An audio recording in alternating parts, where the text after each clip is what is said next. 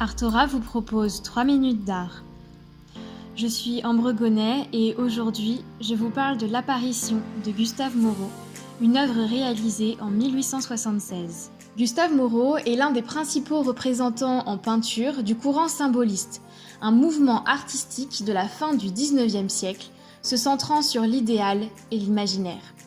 À sa mort, en 1897, il lègue à la ville de Paris sa maison-atelier, ainsi que toutes les œuvres qu'elle contenait, pour en faire un musée dédié à son travail. Si l'on passe aujourd'hui devant le 14 rue de La Rochefoucauld, dans le 9e arrondissement de Paris, on peut toujours pénétrer dans le musée et plonger au cœur de l'univers dépaysant et fascinant de cet artiste singulier. Dans son atelier, situé aux 2 derniers étages de sa maison, on peut croiser cette œuvre, l'Apparition. Dans cette célèbre toile, il illustre un épisode tiré des évangiles de saint Matthieu et de saint Marc. Saint Jean-Baptiste est emprisonné parce qu'il a jugé immoral le mariage du roi Hérode avec sa belle-sœur Hérodiade. Souhaitant se venger de lui, Hérodiade invite Salomé, sa fille d'une grande beauté, à danser devant le vieux roi, qui, envoûté, propose à la jeune femme de lui offrir tout ce qu'elle désire.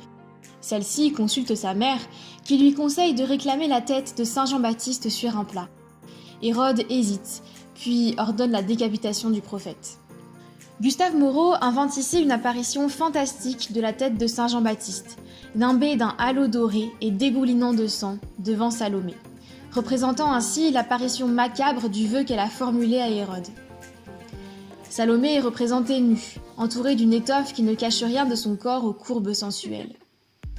Autour des 2 personnages principaux se déploie un décor fantasmagorique, une architecture étrange qui mêle à la fois des figures de divinités païennes et des motifs décoratifs médiévaux.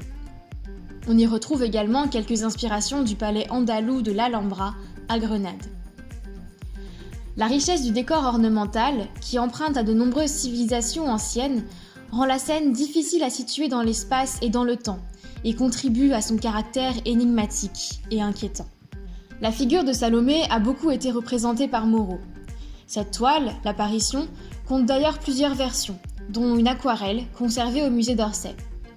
Mais il a également peint d'autres toiles centrées sur la danse de Salomé, comme cette œuvre surnommée Salomé tatouée. Le corps blanc de Salomé est recouvert en totalité de motifs graphiques, comme un tatouage. On remarque ce procédé dans de nombreuses œuvres de Gustave Moreau, qui semblent préciser son dessin par-dessus la couleur, pour enrichir son univers de références diverses, puisées dans de nombreuses civilisations anciennes, pour créer des toiles toujours plus énigmatiques. À demain!